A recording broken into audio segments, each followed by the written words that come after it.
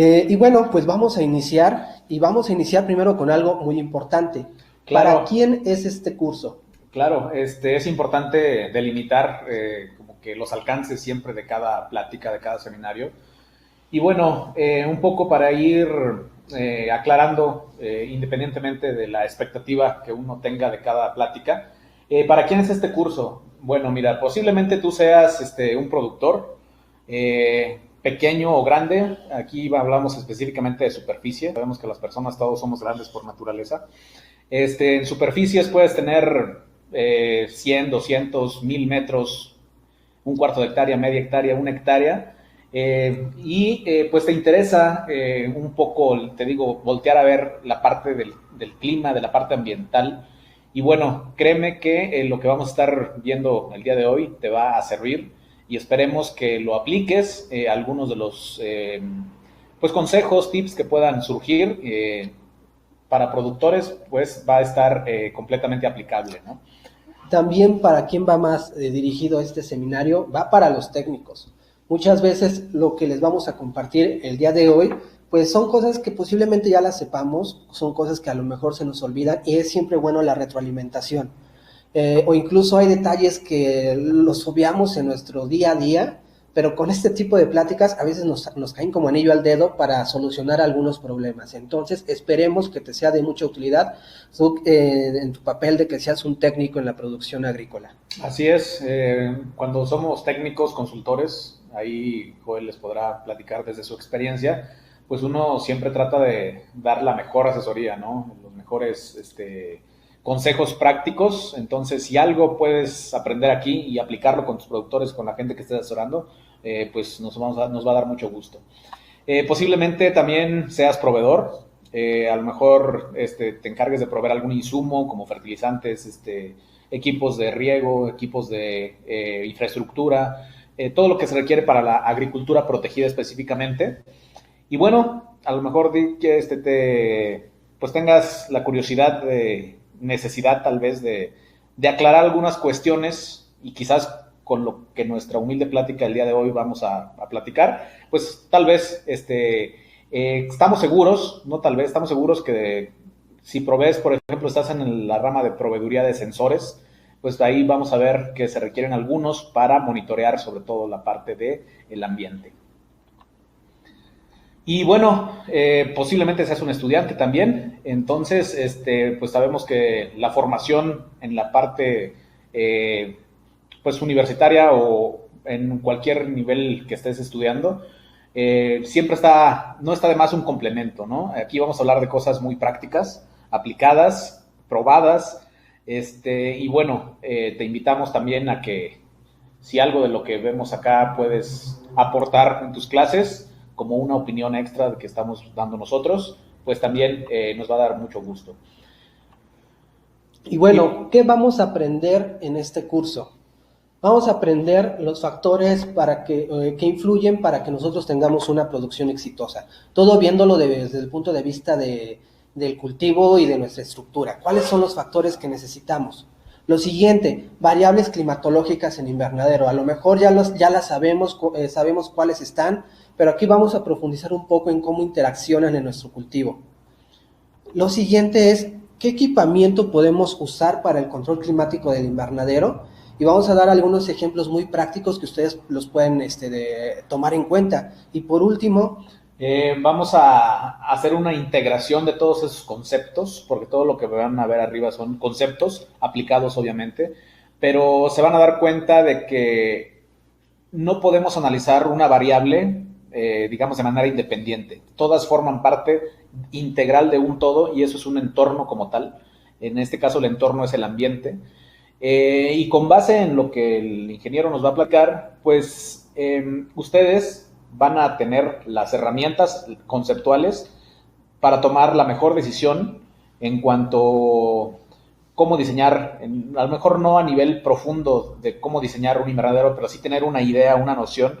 Ya en el caso de que ustedes quieran abordar más en esos temas, bueno, hay más información al respecto, pero la intención de todo esto es sembrar esta línea de que ustedes se den cuenta de que hay un entorno además de las plantas, cómo integrarlo y cómo tomar decisiones para adquirir, para diseñar y pues al final de todo para incidir en el control del clima.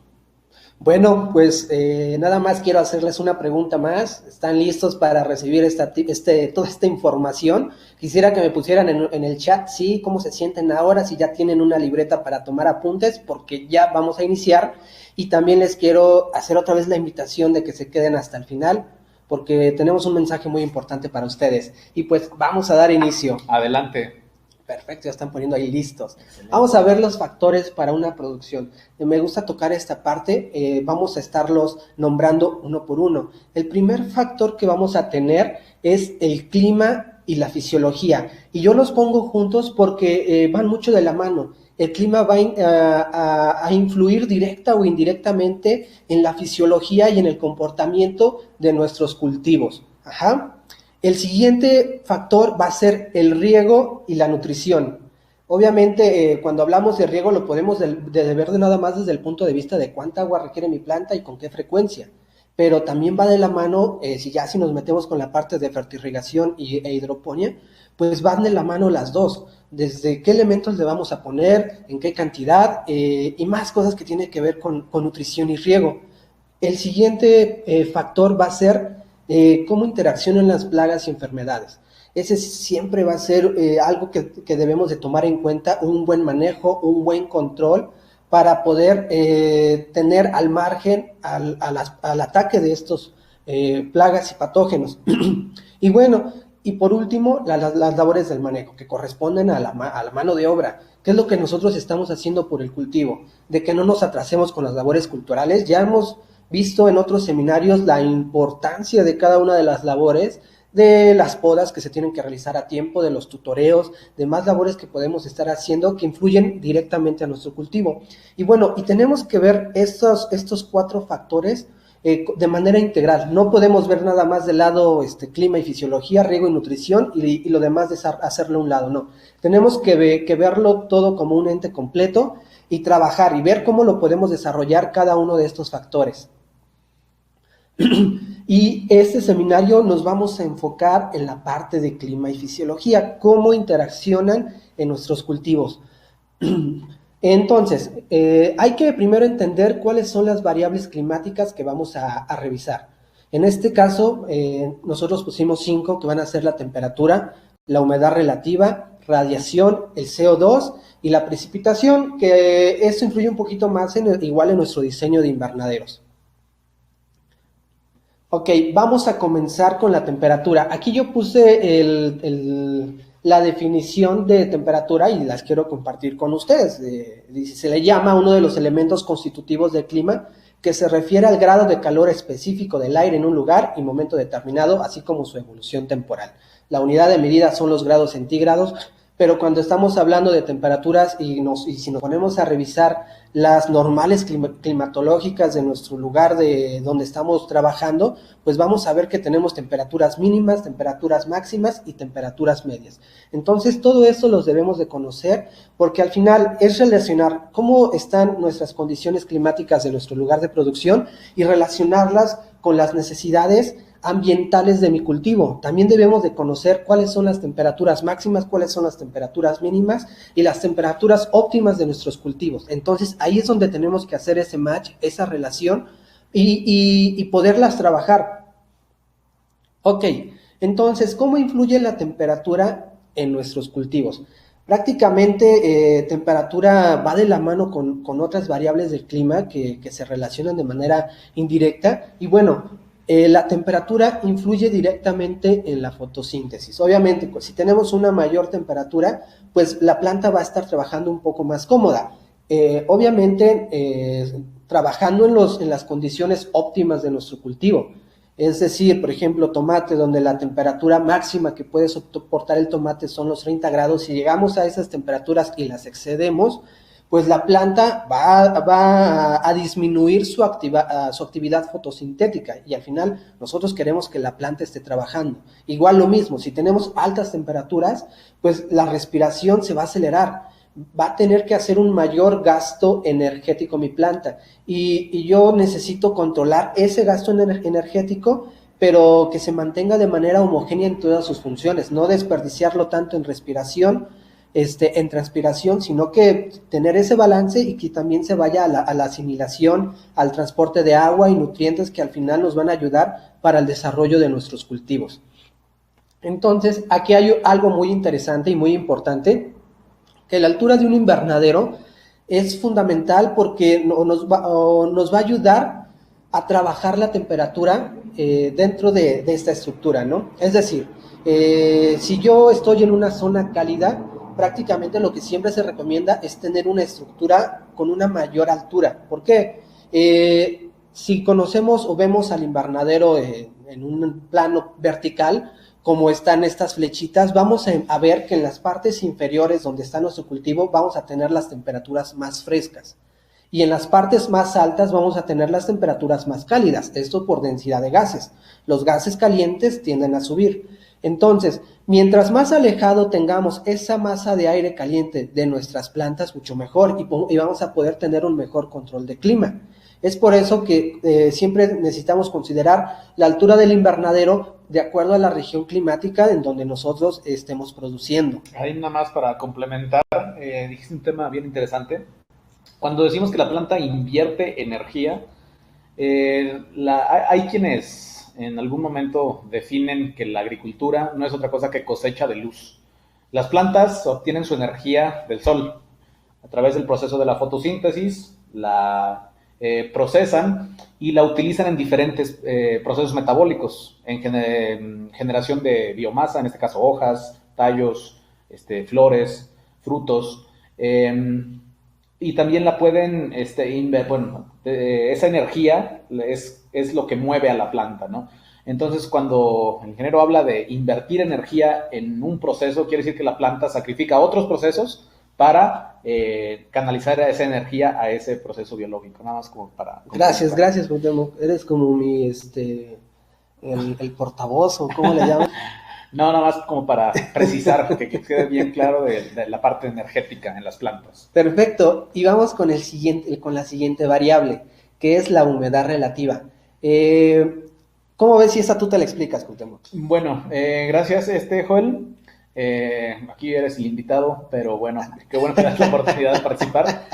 La humedad relativa la definimos como, bueno, ahí le dice la definición, que es la cantidad de agua contenida en un determinado espacio y a una determinada temperatura en relación con la que pudiera ocupar ese mismo espacio a una temperatura diferente. Dicho de otra manera, mientras la temperatura sea, digamos, más baja, el aire, vamos al espacio como tal, tiene menos capacidad de retener agua. En la medida que la temperatura va subiendo, el aire se expande y va teniendo mayor capacidad de retener, de contener agua. Pero si el agua no cambia, si esa humedad se mantiene, ¿qué quiere decir? Que la humedad relativa baja, ¿no? Entonces ahí les pusimos ese dibujito. Imaginen ustedes que tenemos esta cantidad de agua y que es permanente y la temperatura es de 0 grados, ¿no? Posteriormente sube a 11 grados, pero mi cantidad de agua no cambia. Sin embargo, la capacidad para retener más agua sí cambia, es mayor, ¿no? Entonces, ¿qué quiere decir? Que mi humedad relativa es del 50%. Y si yo subo todavía más esa temperatura hasta los 22 grados, en este caso, como lo menciona este esquemita, la capacidad de ese espacio en el aire para retener agua va a crecer más, pero la cantidad de humedad sigue constante, entonces quiere decir que la humedad relativa baja.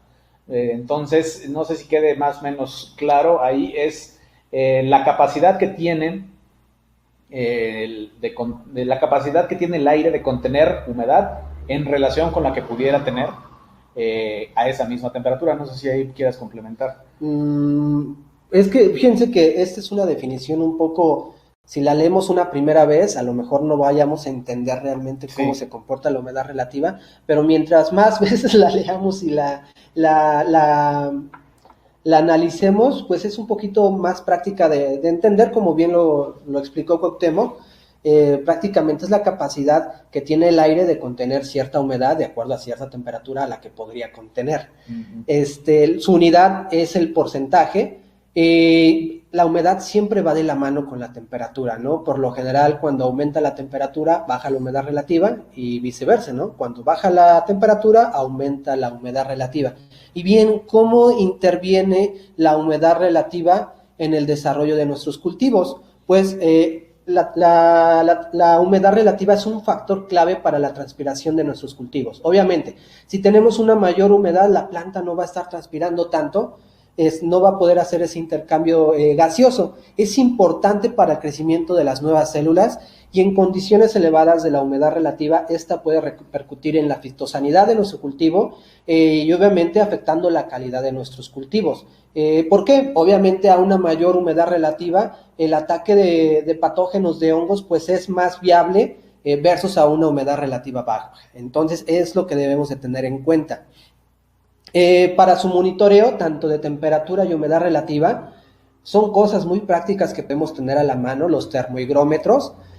Son aparatos, tanto los podemos encontrar digitales como analógicos, son muy económicos, entonces siempre le decimos al productor, oye, si ya invertiste en toda una estructura, ¿qué te cuesta invertir en un pequeño sensor de temperatura y humedad relativa?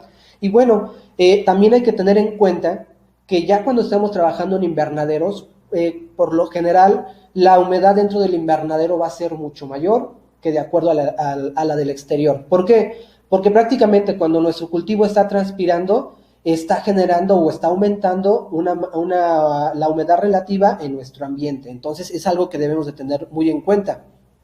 Vamos con nuestra siguiente variable, que es luz y radiación.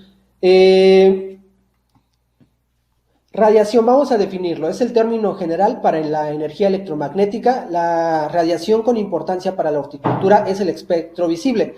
La radiación ultravioleta de los 350 nanómetros hasta la radiación infrarroja que va hasta los 750 nanómetros. Entonces, estos dos términos van de la mano. Cuando hablamos de luz tenemos que hablar de radiación. ¿Por qué? Porque nos tenemos que enfocar a ese espectro visible que es en el cual están trabajando nuestros cultivos y es el espectro que a nosotros nos interesa. Muy bien, ¿y cómo podemos medir estas condiciones? Existen dispositivos para medición de luz que nos apoyan en este sentido, ¿no? Por ejemplo, las unidades más viables que tenemos y las que son un poco más prácticas es cuando hablamos de watts por metro cuadrado y joules por metro, que ahorita los vamos a ver un poquito a definición. Y bueno, ¿qué instrumentos son los que nos ayudan a medir la radiación? Pues básicamente tenemos diversos, pero aquí yo hago mención de uno que es el piranómetro. Por lo general, las estaciones meteorológicas que a veces ya nos venden, pues también nos traen sensores de temperatura, nos traen sensores de humedad, nos traen sensores de dirección del viento, de precipitación, de horas de insolación, pero algunas, las más básicas, no traen el sensor de radiación. Entonces, algo que les decimos a los productores es que si van a invertir en una estación, pues que le inviertan un poquito más, porque el medir la radiación para nosotros es fundamental. Es un indicador que va de la mano tanto con el comportamiento de la temperatura como el comportamiento del CO2, y ahorita lo vamos a ver a detalle. Están llegando ya varias preguntas, entonces ahí sean pacientes, las vamos a estar respondiendo. Y bueno, hay dos tipos vamos a hablar de la siguiente parte, que es la luz instantánea y la luz acumulada. Entonces, cuando vamos a hablar de radiación, tenemos que hacer mención que tenemos dos factores, la radiación instantánea y la radiación acumulada. ¿Y qué es cada una? Básicamente, la radiación instantánea se refiere a la cantidad de luz que está cayendo en una superficie, llamémosle un metro cuadrado. Entonces, su unidad de la radiación instantánea van a ser los watts por metro cuadrado. Pero cuando hablamos de luz acumulada o de radiación acumulada, pues va a ser la misma cantidad de luz que cae en un metro cuadrado, pero sobre una unidad de tiempo. Llamémosle segundo, llamémosle hora, llamémosle día. Entonces, eso ya es la radiación acumulada. Y las unidades son joules sobre metro cuadrado. Y es cuestión de que ya definamos si es la radiación acumulada de un día o de una hora. Y también hay otro factor, otro comportamiento de la luz que nosotros le llamamos la luz difusa o la difusión de luz. ¿Y qué es? Básicamente, cuando tenemos zonas bueno, les voy a explicar qué es, porque aquí ya viene cómo la podemos utilizar. La luz difusa, básicamente, es lo que nosotros hacemos en la mayoría de los invernaderos. ¿Qué pasa o cómo definimos la luz directa? Es básicamente la luz como viene o atraviesa de la atmósfera y nos golpea de manera directa. Si yo me paro en un día soleado en un jardín, pues voy a ver que la luz me está pegando directamente, y algo para medirlo es mi sombra. Si yo veo sombra, es que me está pegando la luz directa. Pero ¿qué pasa si yo me paro debajo de un árbol? Pues ya no me da la luz directa, ya me da una luz difusa. Y eso es lo que hacemos en los invernaderos. Le ponemos plásticos o una película plástica para que la luz no entre de manera directa, ya que si entre de manera directa puede afectar el desarrollo de nuestros cultivos, suena un poco agresivo. Entonces ponemos a veces o hacemos le ponemos una película plástica para que convierta esa luz directa en luz difusa y se aproveche de mejor manera. ¿Y cómo es la manera de comprobar que yo tengo un plástico difuso en mi invernadero? Pues prácticamente si yo me paro en el centro de mi invernadero, y si es el día soleado, yo no debo de ver sombras alrededor de mí. Entonces, los plásticos difusos son muy útiles cuando estamos en una zona de alta irradiancia. ¿Y a qué le llamamos una zona de alta irradiancia? Si yo ya tengo mi estación agrometeorológica o tengo un sensor de radiación, pues si el sensor me da que tenemos radiaciones arriba de los 800 watts por metro cuadrado, pues estoy en una zona de alta irradiancia y lo más práctico es que yo necesite un plástico difuso. Bien, vamos a seguir. Aquí yo pongo unas recomendaciones, bueno, radiación mínima requeridas en el día para no tener pérdidas en tres cultivos. Pongo tomate, pimiento y pepino.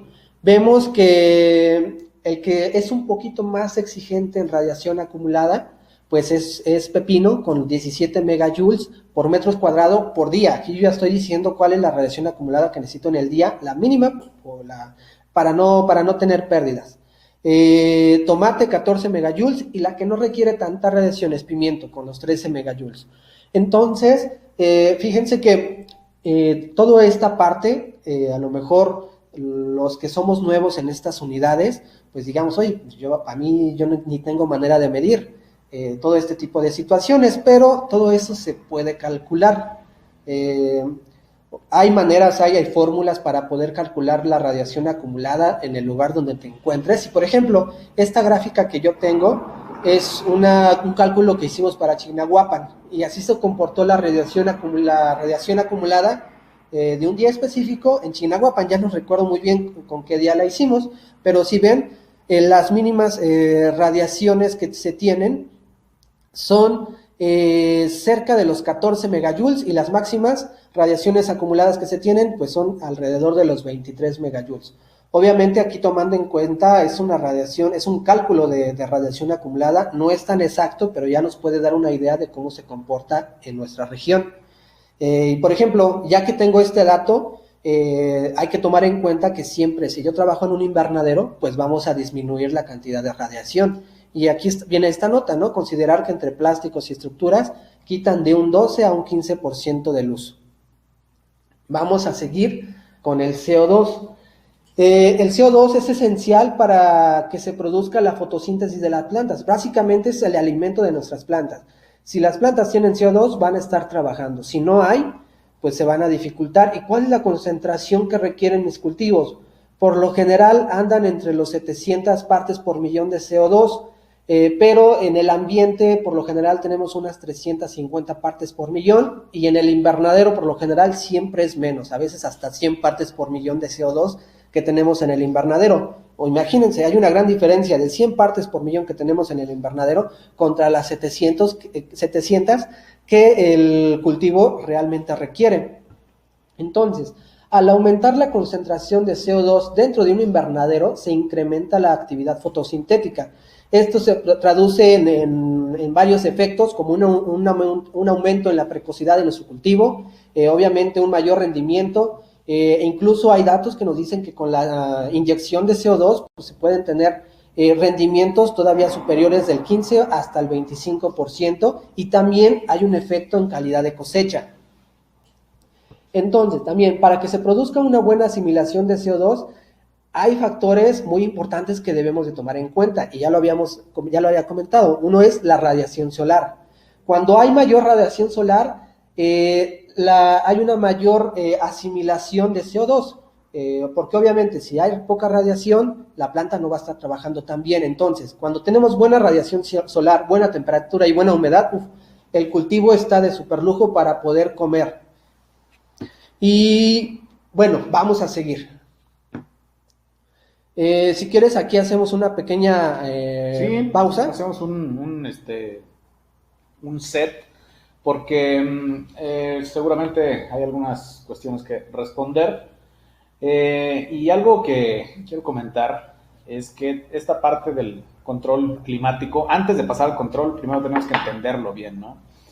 Vemos aquí algunas preguntas muy aplicadas. En el caso de, por ejemplo, Aurora Guadalupe nos dice, ¿qué invernadero es mejor para climas cálidos? Ahí, ¿cuál sería tu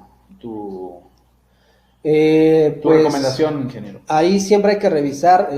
Por lo general, si yo voy con un constructor, me va a dar un invernadero de dimensiones lo más altas posibles.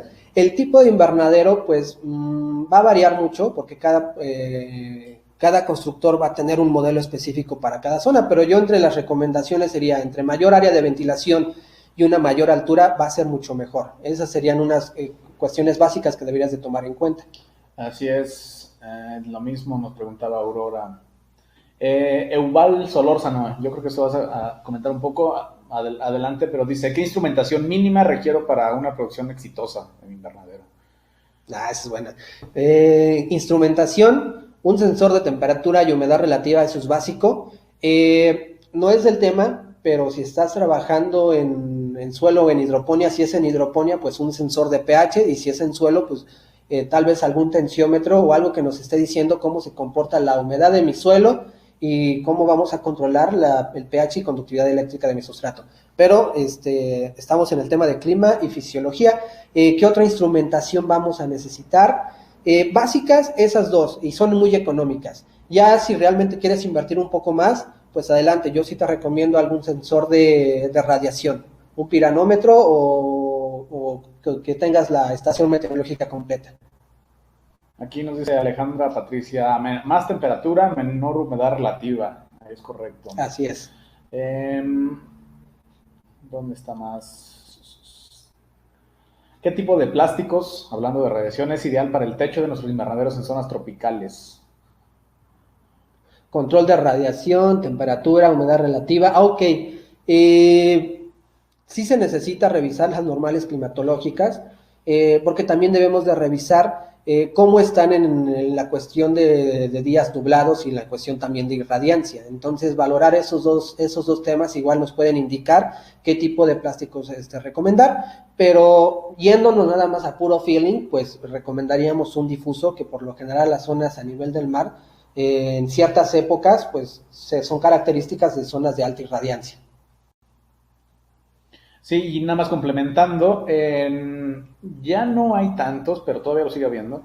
En el tema de los plásticos, hay plásticos que cuando condensa el agua empiezan a gotear. Les repito, ya casi no hay, pero todavía se encuentran. La nueva tendencia o los plásticos recomendados para el tema de invernaderos son aquellos plásticos llamados antigoteo.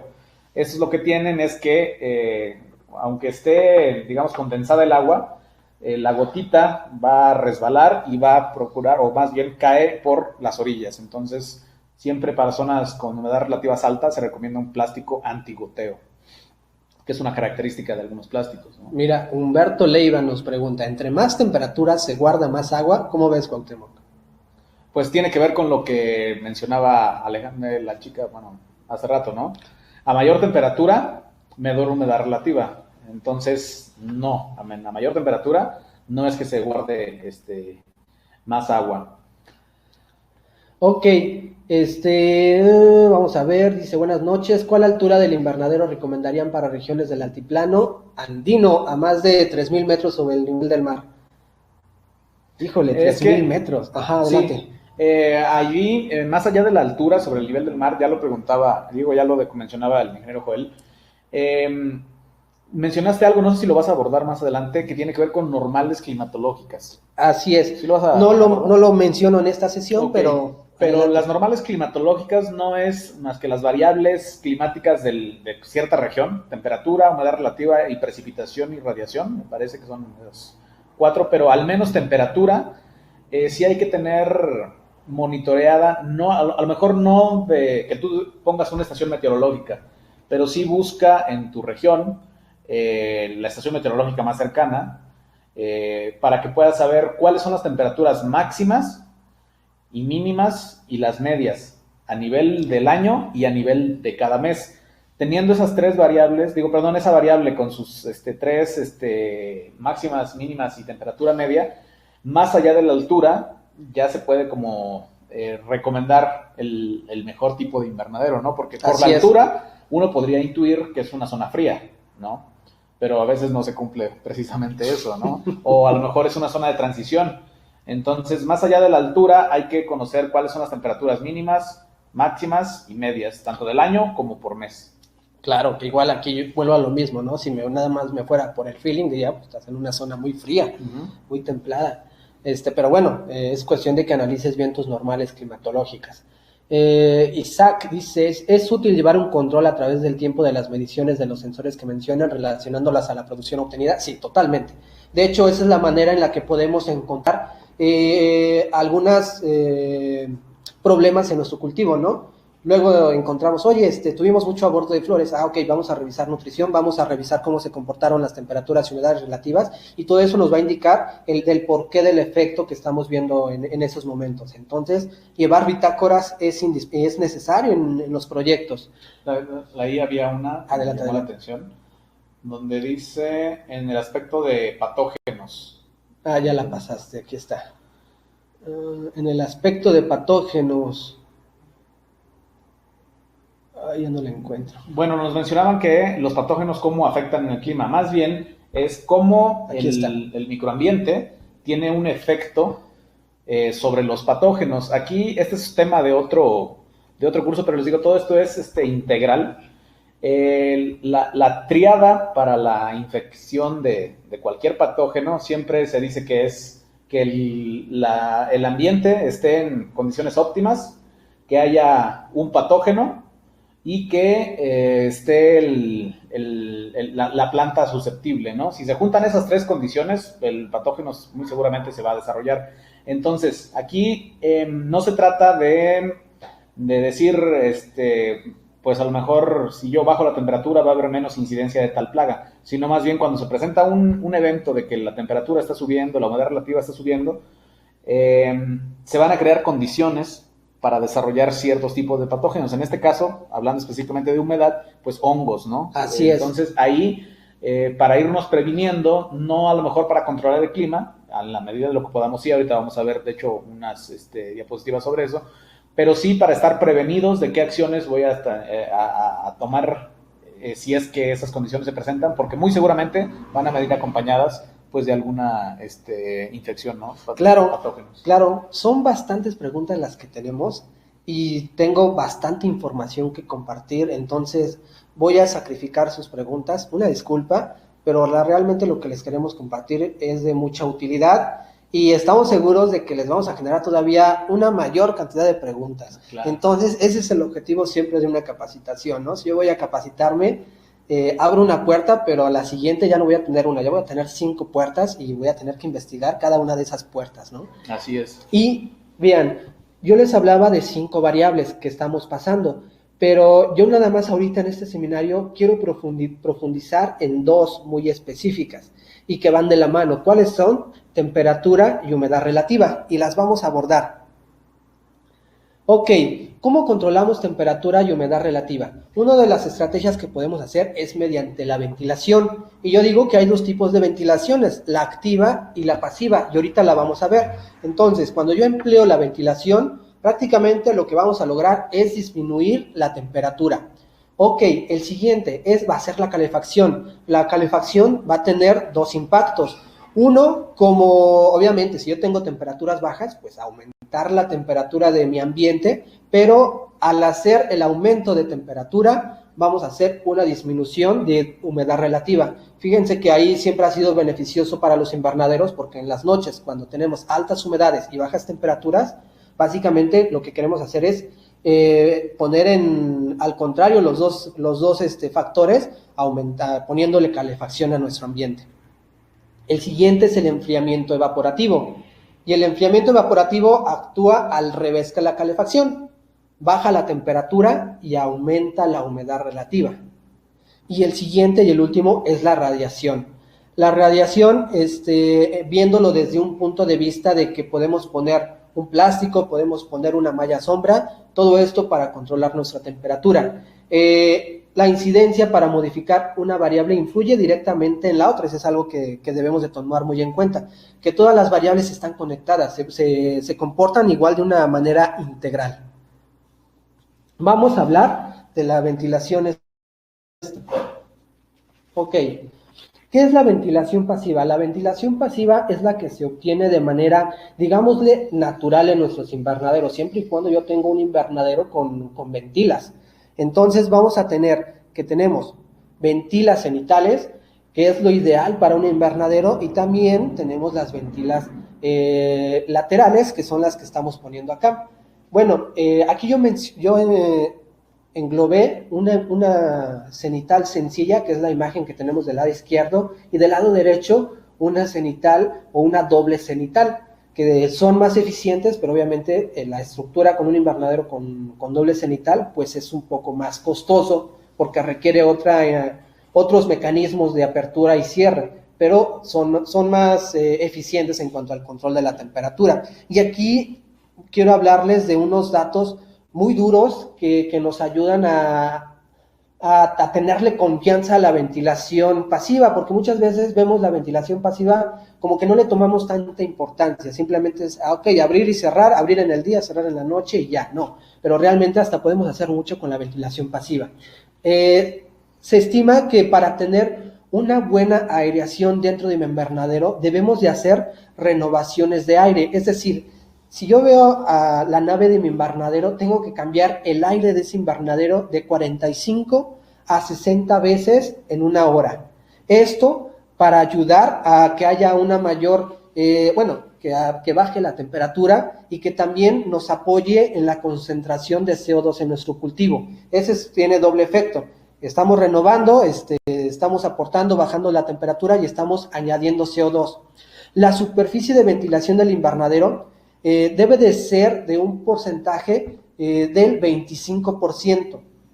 Entonces, es decir, si yo tengo 10,000 metros cuadrados de invernaderos, esperaríamos tener al menos 2,500 de área, 2,500 metros cuadrados de área de ventilación, sumándole las ventilas laterales y las ventilas cenitales.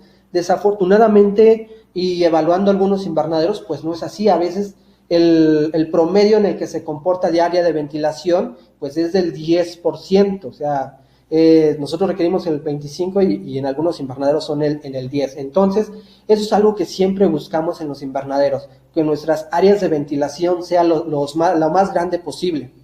Y obviamente, entre más grande una ventila, también nos metemos en problemas estructurales, ¿no? Que ese es otro tema, pero bueno. Aquí, para reforzar, lo que acabas de decir es muy importante, ingeniero. A veces la información no está en el formato que quisiéramos, pero cuando dice la superficie de ventilación del invernadero, dice, es decir, el porcentaje de superficie de ventanas respecto a la superficie del suelo debe alcanzar mínimo el 25%. Y aquí, con relación, a veces preguntan de qué altitud deben ser mis ventanas, ¿no? O cuánto le dejo descubierto. Si le pongo... cuando hablamos de ventanas, ¿qué quiere decir? Que esa parte no va a llevar plástico, forzosamente. Va a llevar una malla que va a permitir que corra el viento, bueno, que hagan el aire para que se hagan las renovaciones que menciona acá el ingeniero. Entonces, por ejemplo, en un caso muy, muy práctico, con un ejemplo, si mi invernadero, mi superficie a cubrir es de 1,000 metros cuadrados, ¿qué superficie de ventilación debería tener? Nada más como para tener el ejercicio. A ver ahí si nos responden. Si mi superficie es de 1000 metros, tomando en cuenta que el 25% debe ser de ventilas, hablando en mi superficie de suelo son 1000 metros cuadrados, ¿cuánto deben ser de ventilas? Para ver si les está quedando claro el concepto. Ahí nos gustaría que nos respondan, ¿verdad? Ajá. Entonces, una vez que tienes ese tamaño, esa superficie de ventilas, dices, ok, bueno, esto yo lo alcanzo con ventilas de 3 metros de altura, o 2 metros y medio, o 1,40, ahí está, 250 metros. Entonces, esa es la superficie que se debe cubrir con ventila, ¿no? Si mi invernadero es de 2000, 3000, bueno, se aplica esa fórmula, ¿no? Entonces quería rescatar claro, lo poderoso de ese concepto. Claro, gracias, Cuauhtémoc. Y bueno, en nuestro tercer punto indica ahí que la efectividad de las ventanas abatibles, que era el que veíamos el invernadero como con doble ventila cenital, respecto a las ventanas enrollables. Entonces las ventanas abatibles siempre son más eficientes que cuando son enrollables. Y combinar en el techo, tanto las ventanas cenitales como laterales, incrementa la ventilación hasta un 40%, versus si yo nada más tengo en el puro techo. Entonces, combinar las dos ventilaciones es mucho mejor realmente. Vamos a seguir. Hasta ahorita, ¿qué les han parecido todos estos datos que les estamos dando? ¿Sí les son de utilidad? Si quisieran más datos de más eventos de este tipo, quisiera que también nos pusieran en el chat. Bueno, y una vez hablando de la ventilación pasiva, también tenemos la ventilación activa o la ventilación forzada. ¿Y qué es la ventilación activa o forzada? Prácticamente es la que hacemos de manera, llamémosle artificial. Que empleamos ya alguna instrumentación, algún equipamiento, como que, pues, extractores de aire, son extractores ya industriales, que obviamente para hacer todo eso se requieren una serie de cálculos para llegar a la conclusión de cuánto tenemos que extraer. Y aquí el objetivo es el mismo.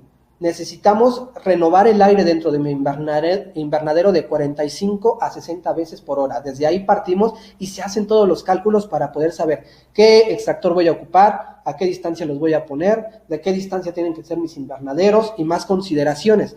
Ahora, yo he visto invernaderos que prácticamente, me voy a enfocar, quiero que vean la imagen que está de su lado izquierdo.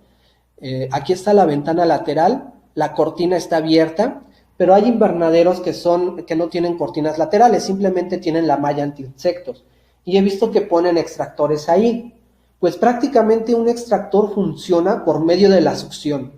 Entonces, si yo quiero que un extractor trabaje, pues debo de tener acondicionado un invernadero con ventanas para que esa succión sea eficiente. Entonces, cuando yo pongo a funcionar un extractor, debo de tener mi invernadero, las ventilas cerradas, para que sea eficiente esa succión.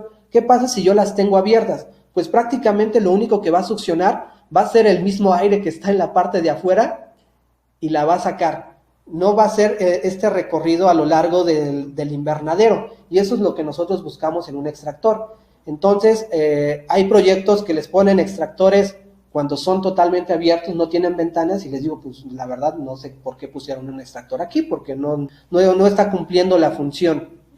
Sí, aquí nada más también, a veces se hace una combinación, ¿no?, de ventilación pasiva con ventilación forzada.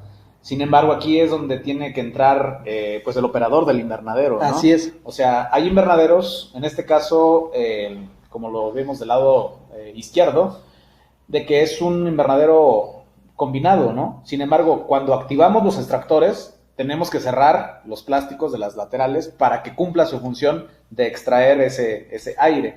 Y sin embargo, si tenemos una buena velocidad del viento y no queremos gastar energía, bueno, apagamos los extractores y subimos las laterales. Es correcto, ¿no?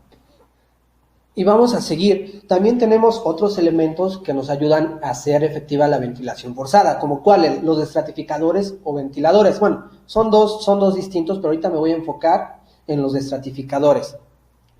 Y es que parece un ventilador que está en la parte superior de este invernadero. Ese ventilador que está ahí. Ahora, ¿a ustedes qué les suena de estratificador? ¿Qué creen que haga? Me gustaría que nos pusieran allí en el chat qué creen que hace un estratificador. Y bueno, en lo que me ponen, ya les voy a responder. Básicamente, Bueno, me voy a esperar tantito, unos segundos. Les voy a hablar sobre los estratos que hay en el ambiente. Fíjense, y retomando esa lámina que veíamos de temperatura, donde a diferente altura del invernadero vamos a tener diferentes temperaturas. Entonces, a eso les vamos a llamar estratos, ¿no? En la parte más alta va a ser el estrato más caliente y en la parte más baja, pues un estrato más frío. Fíjate, ay, Manuel Calderón, homogeneiza el aire, perfecto, le diste al clavo, Manuel Calderón. En efecto, un destratificador, ¿qué es lo que va a hacer? Homogeneizar todos esos estratos, convertirlos en uno.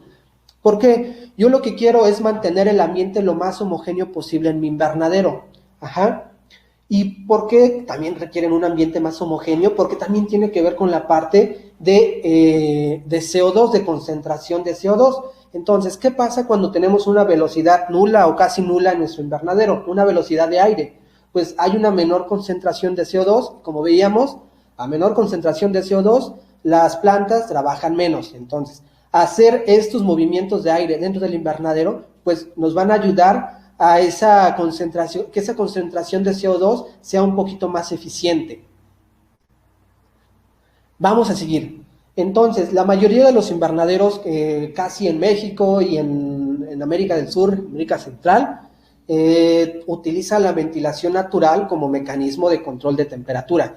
Pero hay que tener en cuenta cómo interfiere o interviene el viento en el comportamiento de la ventilación de mi invernadero. E incluso está muy investigado que la velocidad del viento influye directamente en la temperatura de nuestro ambiente y en la tasa de ventilación. Obviamente, a una mayor velocidad del viento que tengamos a nuestro exterior, pues va a aumentar la velocidad del viento dentro del invernadero, esa tasa de renovación y un mejor control de temperatura. También debemos de ver cómo es la resistencia de nuestras ventanas respecto a los vientos, y también tiene que ver con la misma geometría del invernadero.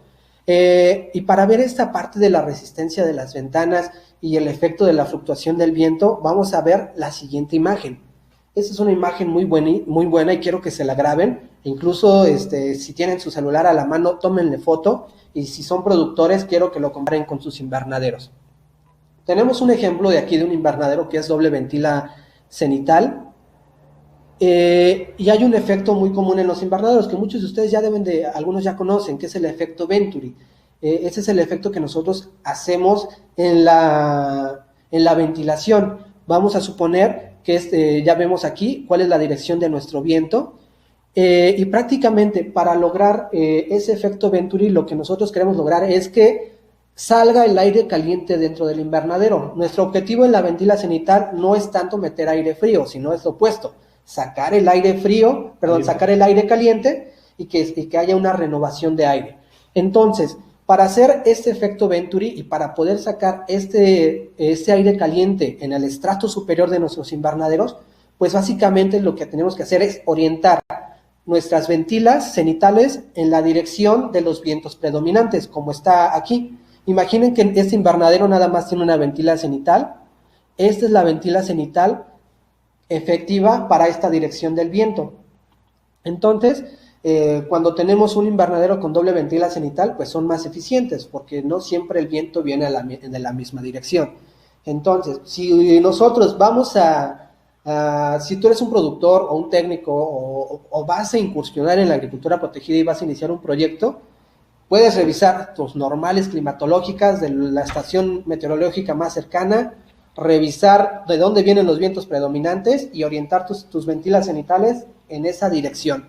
O incluso, diría mi abuelo, pues fíjate para dónde van las hojas de los árboles, porque a veces las copas de los árboles tienen esa dirección o se acoplan a la dirección en la que viene el viento. Los vientos dominantes, sobre todo. Vientos dominantes, es correcto. Vamos a seguir. ¿Y cómo lo aplicamos? Bueno, ya se los comenté cómo lo aplicamos. Vamos a hablar ahora del enfriamiento evaporativo.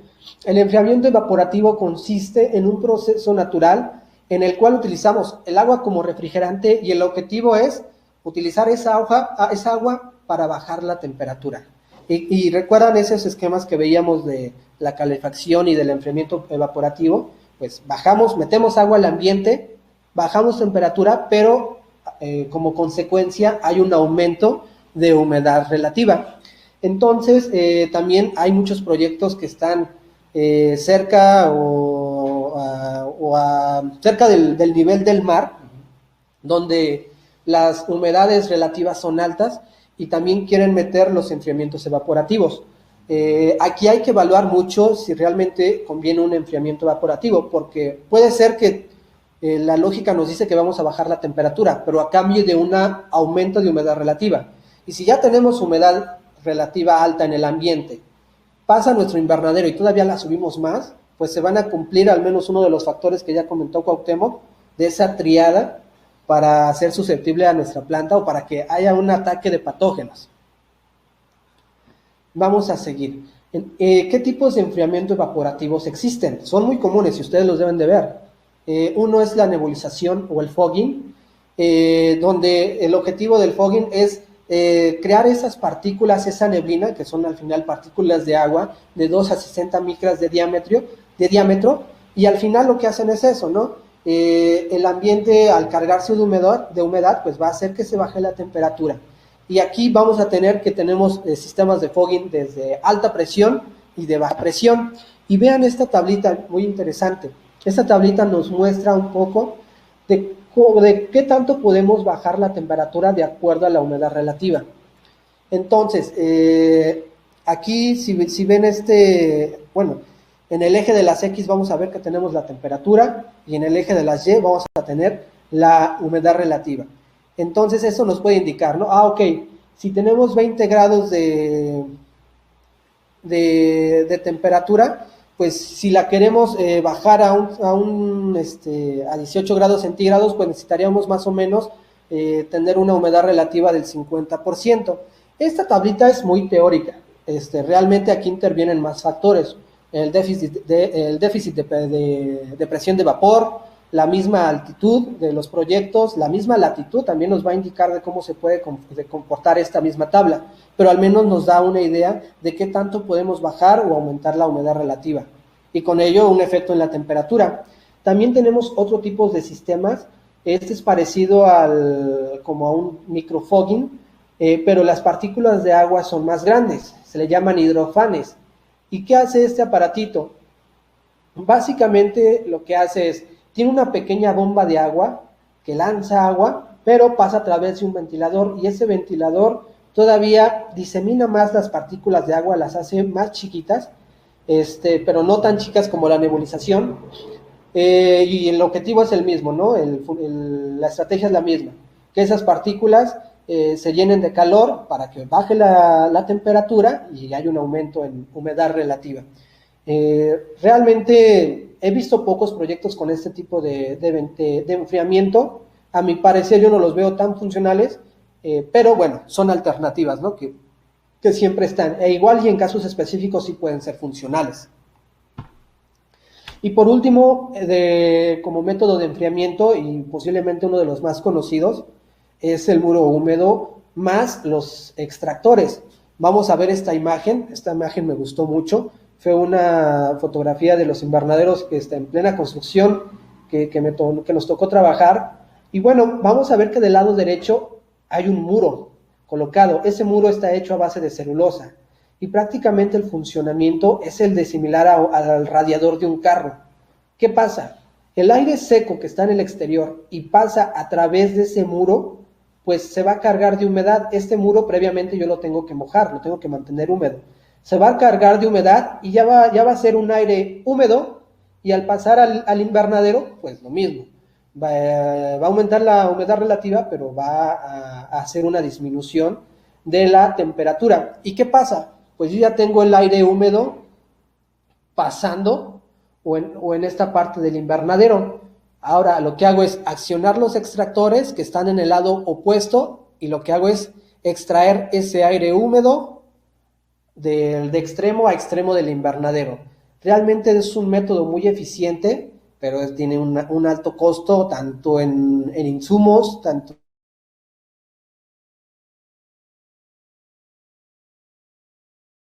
grados, obviamente con el invernadero vacío, con el invernadero ya con cultivo, ya los saltos térmicos no son tan grandes, pero bueno, podemos hacer saltos térmicos y eso es muy interesante lo que se puede lograr con este tipo de sistemas. Y hay ya algunas recomendaciones que debemos de tener en cuenta. Prácticamente el funcionamiento de los extractores es extraer el aire del invernadero. Estos extractores no deben de estar a una distancia no mayor de 8 a 10 metros y siempre que sea posible los extractores se deben de colocar a la dirección opuesta del viento predominante. Esto para que el viento predominante también actúe en favor de los extractores. Y bueno, determinar cuántos extractores voy a poner, de qué capacidad los voy a usar, realmente es muy sencillo. Son cálculos hasta, si yo lo hago de manera lógica, podría llegarlo a calcular simplemente como les decíamos. Tienen que saber cuántas renovaciones van a sacar por hora, ver cuáles las dimensiones de su invernadero, el volumen de su invernadero, y conocer cuáles son las ofertas de extractores que hay en el mercado. Por ejemplo, ahorita yo me puse a investigar fichas técnicas de extractores y encontré esta, tiene varios modelos, y por ejemplo, su modelo más robusto tiene una capacidad de descarga de 36.929 metros cúbicos de aire por hora, imagínense. Entonces, a lo mejor se escucha, pues tiene una capacidad muy grande, pero ya si se ponen a hacer los cálculos y cuánto es lo que necesitan extraer de aire en el invernadero, van a decir, no, pues, no es nada. Vamos a seguir. Vamos a seguir con la parte de calefacción. Ok. Vamos a explicar aquí dos métodos de calefacción. Uno que le llamamos calefacción por tubería radiante y otro es calefacción mediante el calentamiento de aire. Ajá. Y vamos a explicar primero el de tubería radiante. Esta es una tecnología realmente cara, sin embargo, siempre es bueno compartir este tipo de conocimientos y de saber que están, e incluso hasta a veces hay algunas personas que hasta pueden adaptar este tipo de tecnologías. Y bueno, aquí hay tres variantes. La primera variante es del suelo radiante. Es muy aplicado para sistemas de producción que son en maceta, como la imagen, bueno, las dos imágenes que tienen del lado inferior. Prácticamente, ¿qué hay? Pues son mangueras, esas líneas que ustedes ven son mangueras, son de polietileno, en las cuales se hace circular agua caliente a una temperatura de aproximadamente 40 grados, va a depender mucho del polietileno o del material, y prácticamente el objetivo es calentar el ambiente y calentar por radiación térmica. Al final ese es uno de los objetivos de la tubería radiante. Aquí incluso si nos metemos a la parte de física, hay diferentes métodos de transferencia de calor, ahora sí como cultura general, ¿no? Está la radiación, la convección y la conducción. Aquí se está empleando la radiación térmica para calentar el ambiente, pero lo más importante, lo que tenga a su paso luego, que van a ser las plantas como tal. Los siguientes métodos es igual, tuberías las cuales se pueden colocar en los pasillos de los invernaderos, y a eso les vamos a llamar calefacción de cama. La tubería radiante, pero en una calefacción de cama. Y cuando la tubería, hay proyectos que tienen la calefacción no en los pasillos, sino que lo tienen a la altura del cultivo. Todavía eso es mucho más eficiente porque tenemos el instrumento de radiación térmica, pues, donde lo requiere la planta, que es en el dosel. Y vean, aquí mostramos una imagen de cómo se ve un invernadero, que igual nos tocó trabajar ahí, instalando apenas la tubería radiante en los pasillos de los invernaderos. ¿Y cómo funciona este tipo de calefacción? Ya les dije que pues, pasamos agua caliente a través de esas tuberías, pero realmente, ¿cómo es ese proceso? Pues a través de una caldera o de un boiler, cuando son proyectos muy pequeños se les coloca como un tipo boiler gigante. A través de ese boiler vamos a calentar agua y con una bomba la hacemos circular circular en todas las tuberías que rodean al invernadero. El agua va a circular por todas esas tuberías, el agua va a calentar esa tubería por medio de convección, que es otro método de transferencia de calor, y ya una vez la tubería caliente, por radiación, empieza a calentar tanto el ambiente, pero como el cultivo. Y este método es mucho más eficiente. ¿Por qué? Porque funciona, estamos metiendo el calor desde la parte de abajo, Y si recuerdan, el tema de densidad de gases, pues todo los gases más calientes tienden a subir. Entonces siempre estamos propiciando que el aire caliente pues vaya de abajo hacia arriba. Versus contra otro tipo de calefactores que cuando lo más común es que los pongamos en la parte o colgados de los invernaderos en las partes superiores, porque son un poco prácticos ponerlos en las partes superiores, pero ahí la calefacción, o estamos calentando el aire, pero a la altura pues de la parte más alta. Al final de cuentas estamos metiendo aire, pero nosotros necesitamos ese aire caliente en la parte inferior, no en la parte más alta. Bueno, y dentro de la calefacción de aire caliente tenemos dos métodos, el de método de combustión directa e indirecta. El método de combustión directa es a través de quemadores, es la imagen que vamos a ver del lado, en la que está en la imagen inferior, son los quemadores, hay de bastantes tipos, pero son los más comunes que podemos tener en los invernaderos. E incluso ya ahorita están adaptando muy bien los quemadores con llantitas y todo, para que se coloquen en los pasillos y cumplan la verdadera función de mantener caliente en el área que lo necesitamos, que es en el área del cultivo. Y tenemos otro método que es el indirecto, que también le llaman coloquialmente, allá en la parte práctica, quemadores por mangas. Y vean, ¿qué tienen estos quemadores? Se le conectan estas mangueras plásticas, y en esas mangueras plásticas hacen circular el aire caliente, y esas mangueras plásticas recorren todos los pasillos de los invernaderos. Esas mangueras tienen orificios y va liberando el aire caliente. Obviamente hay una gran diferencia entre los quemadores normales y los quemadores por mangas, pero sí, también son más eficientes los quemadores por mangas. Ok. Aquí nada más como para reflexión, en costos, los quemadores de combustión directa generalmente son más baratos, pero no en balde está el dicho de que dicen que lo barato sale caro. Así es. Los quemadores de combustión directa, en efecto, son más baratos, más asequibles, pero son muy, muy ineficientes. Si uno al final, ambos dos queman gas finalmente, energías, si hacemos el cálculo de cuánto gasto ya en dinero para subir un grado con los quemadores de abajo y los de arriba, se darán cuenta que pues la eficiencia es mucho más efectiva en los de combustión indirecta. Entonces nada más ahí para que en el caso de que ustedes tengan la necesidad de implementar calefacción, de entrada pueden empezar con algo de bajo costo, pero a largo plazo siempre piensen en la eficiencia. Perfecto. Vamos a continuar.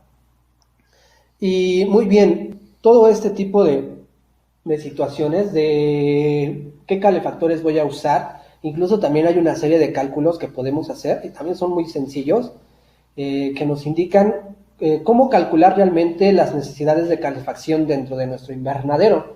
Y para eso debemos de tomar en cuenta, y como ya lo hemos comentado, pues revisar nuestras normales climatológicas, porque necesitamos saber cómo se comporta el ambiente en nuestra región, y también necesitamos conocer los datos de temperaturas máximas, medias y mínimas del cultivo que sea de nuestro interés. Y ya con una serie de fórmulas podemos llegar a calcular, ok, nosotros en 1000 metros cuadrados vamos a necesitar X número de quemadores a cierta distancia y listo, eso sí lo podemos hacer.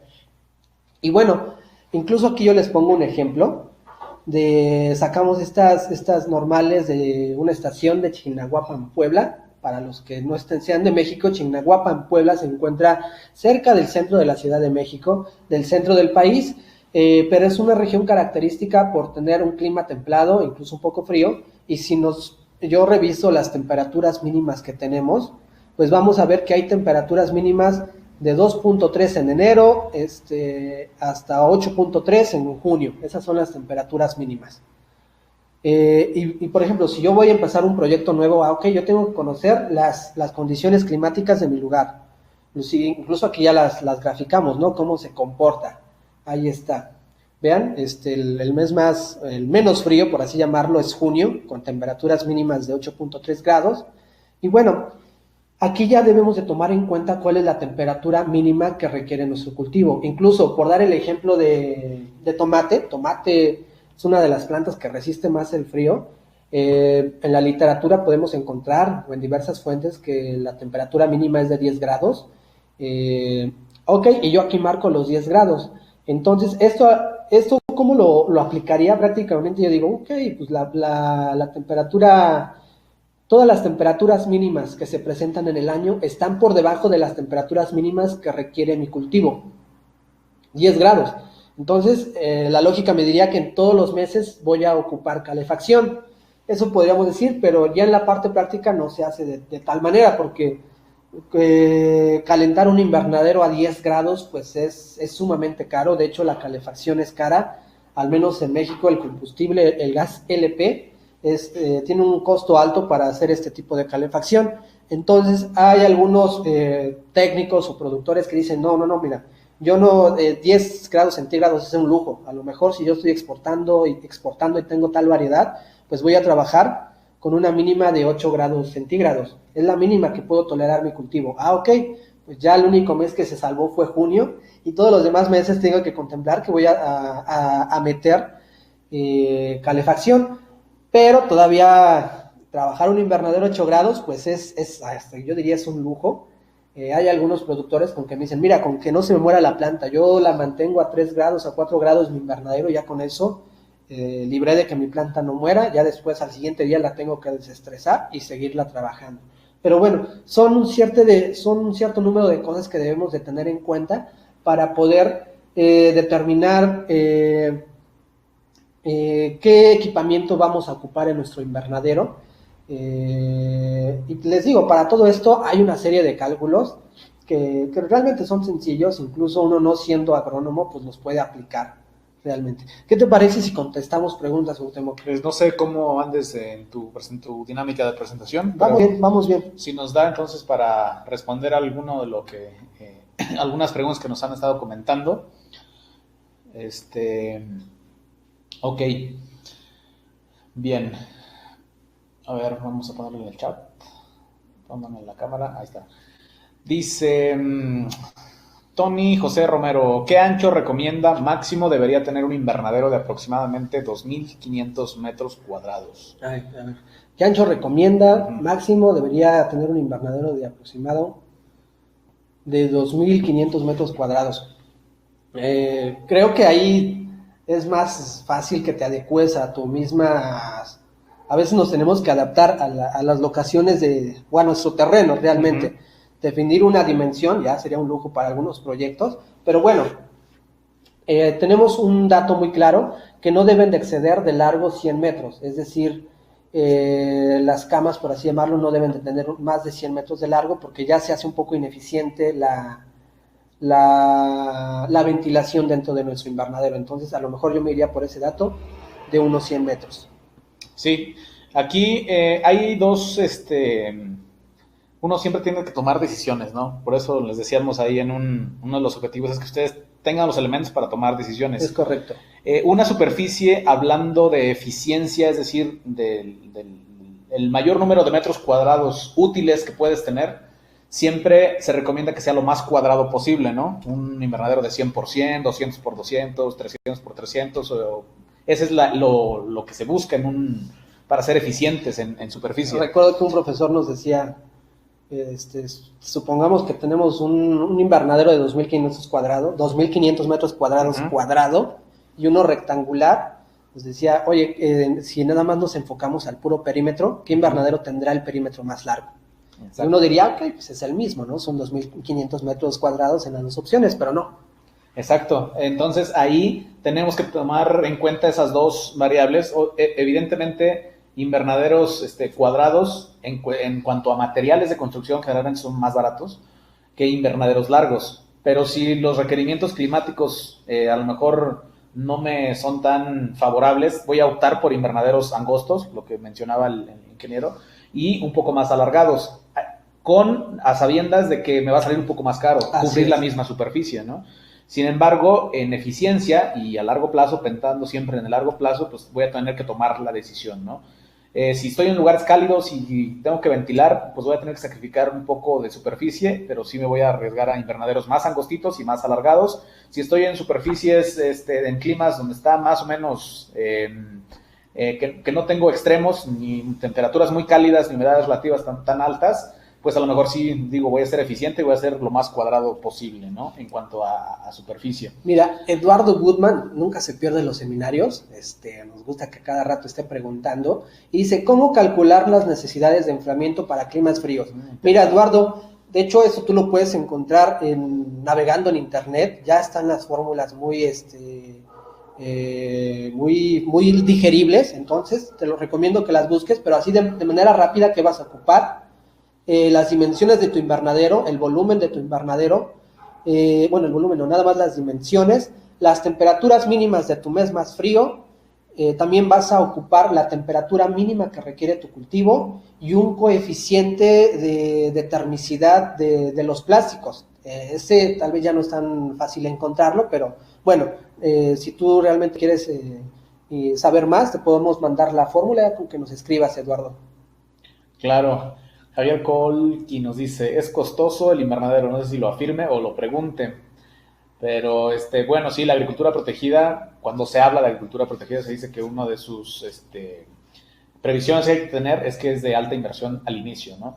Pero sin embargo, podemos empezar con materiales más asequibles, siempre y cuando se sigan ciertos principios, ¿no? Mira, Manuel Calderón dice, pero al quemar por combustión aporta con CO2. En efecto, estás aportando CO2. Al haber combustión dentro de un invernadero vas a estar aportando CO2. ¿Qué más nos preguntan por acá? Laura Becerra, ¿cómo se calcula el número de renovaciones de aire por hora? Mira, esta no me he puesto a investigar si está en la red, en la web, pero bueno, pues igual aquí lo que te puedo decir que vas a necesitar, el volumen, las dimensiones de tu invernadero, tanto área como su volumen, y aquí tú nada más vas a decir, oye, pues cuántas renovaciones voy a necesitar en mi invernadero, 45 o 60, eso va a depender de ti, y también a veces de las máquinas. Si no encontramos extractores con una gran capacidad, pues nos tenemos que bajar tal vez al 45 o 30 renovaciones por hora. Franklin González nos dice, si tenemos 2 ventilas cenitales, la ventana de Barlovento tendría que abrir menos que lo de Sotavento. En efecto, así es. Sotavento si es doble ventila cenital, la de Sotavento tiene que abrir más a favor de la dirección del viento y la de Barlovento menos. Y aquí es importante por eso tener aquí para monitorear el viento, ¿qué instrumento se utiliza? Me parece que una veleta el anemómetro, ¿no? El anemómetro. Para que nos determina de dónde vienen los vientos de ese día, ¿no? Y si notamos que están entrando de una dirección y si ventila tiene esa flexibilidad de abrirse, bueno, pues hay que abrir más las de Sotavento. Las de Sotavento siempre, ¿no?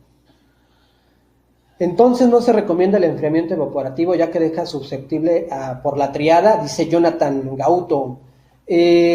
Solamente es evaluarlo bien, es evaluar tu cultivo, incluso hasta la variedad, porque hay variedades que toleran más altas humedades relativas que otras. Entonces es evaluar muchas cosas. Como lo veíamos al inicio de los pilares de la producción o los factores de la producción, tienes que evaluar cada uno de esos factores, tanto mi cultivo, tanto la región y mi invernadero.